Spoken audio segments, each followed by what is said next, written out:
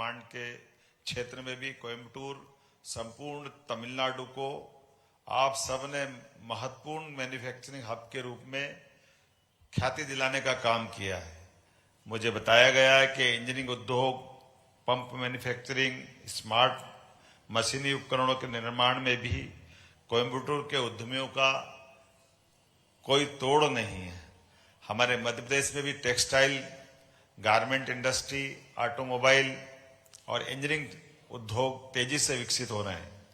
मध्य प्रदेश में इन क्षेत्रों में अपार संभावना है। मध्य प्रदेश में निवेश करके आप अपने व्यापार व्यवसाय को नई ऊंचाई तक पहुंचा सकते हैं और यही सही समय है। मध्य प्रदेश का वस्त्र उद्योग इकोसिस्टम, साथियों, हमने मध्य प्रदेश में निवेश के हर पहलू का ध्यान रखा है। टेक्सटाइल इंडस्ट्री के लिए राज्य का इकोसिस्टम अत्यंत अनुकूल है। राज्य में पिछले 3 वर्षों में कपास के उत्पादन में उल्लेखनीय वृद्धि हुई है। जैविक कपास के उत्पादन में मध्य प्रदेश देश के अग्रणी राज्यों में से एक है। आज मध्य प्रदेश परिधान निर्माण के क्षेत्र में एक आकर्षक बाजार के रूप में उभर रहा है। जहां वर्ष 2003 में वृहद स्तर की परिधान निर्माण की 11 इकाइयां थी, अब बढ़कर 53 हो चुकी है। छोटी बड़ी लगभग 1000 इकाइयां हैं। राज्य में 60 से अधिक वृहद स्तर की आधुनिक टेक्सटाइल मिल, 8000 से अधिक पावरलूम इकाइयां, 40000 से अधिक पावरलूम उद्योग और 12000 से अधिक हैंडलूम कार्यरत है। वीविंग में विविधता प्रदान करने वाली 150 से अधिक जिनिंग इकाइयों के साथ टेक्निकल टेक्सटाइल श्रेणी में भी प्रदेश तेजी से उन्नति कर रहा है। प्रदेश में पिछले 1.5 दशक में टेक्सटाइल सेक्टर की संपूर्ण value chain, ginning, spinning, weaving, processing, dyeing, garmenting में लगभग 25,000 करोड़ का निवेश हुआ है और 75,000 नवीन रोजगार सृजित होंगे। भारत सरकार की PLI स्कीम के अंतर्गत टेक्सटाइल सेक्टर में प्रदेश को 3,513 करोड़ का निवेश प्राप्त हुआ है, जो देश में सर्वाधिक है। प्रदेश में 1.5 दशक में टेक्सटाइल सेक्टर की संपूर्ण वैल्यू चेन में लगभग 20,000 करोड़ का निवेश हुआ है। वृहद श्रेणी के गारमेंट उद्योग को आकर्षित करने के लिए प्रदेश में विशेष रेडीमेड गारमेंट्स पॉलिसी लागू की गई है। इस नीति के अंतर्गत गारमेंट्स इकाइयों को उनके द्वारा स्थायी पूंजी निवेश के 200% तक वित्तीय सहायता का प्रावधान है। मध्य प्रदेश में कामगारों, विशेषकर महिलाओं के लिए सुरक्षित वातावरण है, जिससे उन्हें रात में शिफ्ट करने में कोई परेशानी नहीं आती है। आज हमने 2 MOU किए हैं, जिनसे आप लोगों की खास करके विशेषता का लाभ लेकर कपास के रकबे और उत्पादकता को और बढ़ाने का कार्य करेंगे। राज्य में टेक्सटाइल सेक्टर के स्किल डेवलपमेंट हेतु विशिष्ट संस्थान हेतु apparel training design centre, national institute of design NID, national institute of fashion technology, Indian institute of information technology, design and manufacturing इत्यादि मौजूद है। टेक्सटाइल इंडस्ट्री की बदलती जरूरतों के अनुरूप मानव संसाधन तैयार करने के लिए हम प्रदेश के जबलपुर शहर में अति आधुनिक स्किल डेवलपमेंट सेंटर की शुरुआत करने वाले हैं। संपूर्ण प्रदेश में स्किल मैन पावर तैयार करने के लिए तिरुपुर एक्सपोर्ट एसोसिएशन के साथ भी MOU किया है, जो स्किल डेवलपमेंट एवं क्लस्टर डेवलपमेंट को सहायता देगा। मध्य प्रदेश शासन देश में टेक्सटाइल एवं गारमेंट उद्योग को सर्वोत्तम वित्तीय लाभ का पैकेज दे रही है। वित्तीय लाभ प्रदान करने का हमारा ट्रैक भी अत्यंत प्रभावशाली है। कॉटन की उपलब्धता, सस्ती भूमि और आकर्षक वित्तीय लाभों के कारण देश की बड़ी टेक्सटाइल कंपनियां मध्य प्रदेश की ओर आकर्षित हो रही है।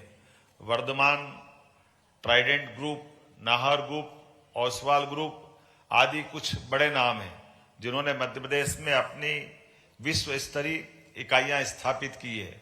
अकेले ट्राइडेंट और वर्धमान ग्रुप ही मध्य प्रदेश में अब तक लगभग 10,000 करोड़ से अधिक का निवेश कर चुके हैं।